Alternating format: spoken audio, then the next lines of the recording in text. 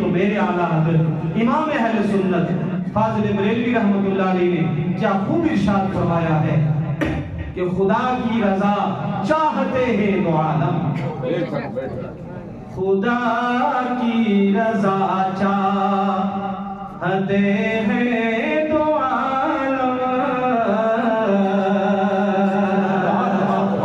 خدا کی رضا چاہتے ہیں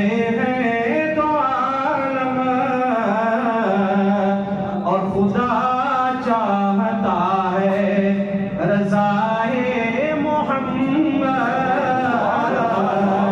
خدا چاہتا ہے رضائے محمد۔ جزاک اللہ حضرات محترم۔ اور ایک مقام پر اعلیٰ حضرت نے کیا خوب ارشاد فرمایا، بخدا خدا کا یہی ہے در، نہیں اور کوئی مفر مقر،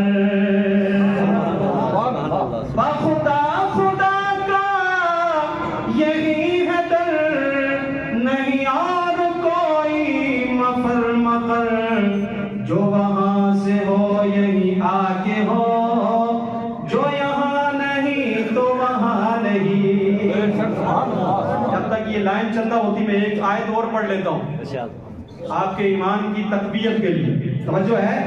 اگلی جو آیت میں نے پڑھی تھی، جب رسول اللہ نے فرمایا نا کہ میری اطاعت کرو، تو منافقین نے کہا دیکھو نا یہ نبی بھی کیسے کہتے ہیں اللہ کی بھی اطاعت کرو میری بھی اطاعت کرو، یہ تو اللہ کا مقام لینا چاہتے، یہ تو اللہ بننا چاہتے، معاذ اللہ ثم معاذ اللہ۔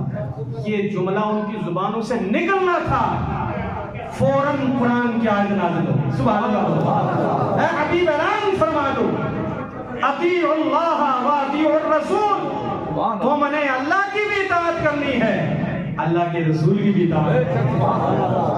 ہرگز تم یہ زبانوں سے بکواس مت نکالنا کہ میرے رسول نے کہا میری اطاعت کرو تو یہ اللہ کا مقام لے لیں گے، نہیں، تم نے میرے رسول کو بھی ماننا ہے، پہلے وہاں تک پہنچنا ہے پھر میری بارگاہ میں تم پہنچو۔ اطیعوا اللہ و اطیعوا الرسول، تم نے اللہ کی بھی اطاعت کرنی ہے اللہ کے رسول کی بھی اطاعت کرنی ہے۔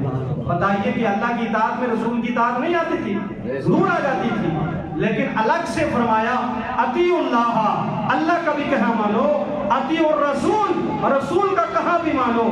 فَإِن تَوَلَّوْا اللہ اکبر، فَإِن تَوَلَّوْا، اور اگر تم پھر جاؤ گے میرے رسول کی اطاعت نہیں کرو گے، کہو گے کہ اللہ کا مقام لینا چاہتے ہو، فَإِنَّ اللَّهَ لَا يُحِبُّ الْكَافِرِينَ، تو اللہ تعالیٰ کافروں کو پسند نہیں فرماتا۔ پتہ چلا جو رسول اللہ کا گستاخ ہو، وہ لاکھ کلمہ پڑھنے والا ہو، اس کے کلمے کا کوئی اعتبار نہیں ہے۔